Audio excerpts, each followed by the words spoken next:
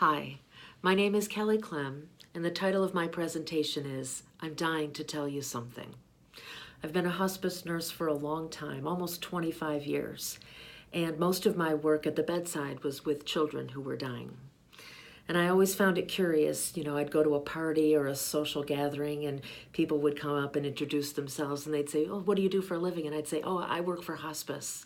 And instantly their whole demeanor would change. They would get this beautiful look on their face and sing praises of experiences that they had with hospice and tell me how special it was that I was able to do this important work.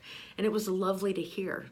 And some would say, "So do you work in the hospital or do you go to patients' homes?" And I would say, "Actually, I take care of pediatric patients." And instantly the room would change. The whole tenor of the conversation would become dark and people would have a visceral reaction to that concept. They would put their hands up and say, "Oh, please don't go any further. Don't tell me anything."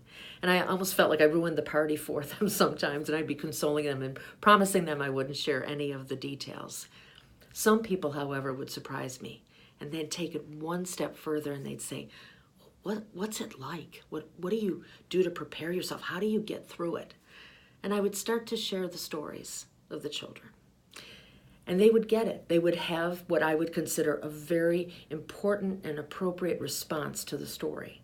They would shed a tear, they would clutch their chest, and they would always say, "I promised to tell this story to my loved ones and my family to make sure they know how important this work is."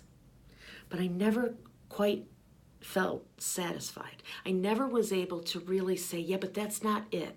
It's not about your emotional response or matching that emotional response in someone else when you tell the story."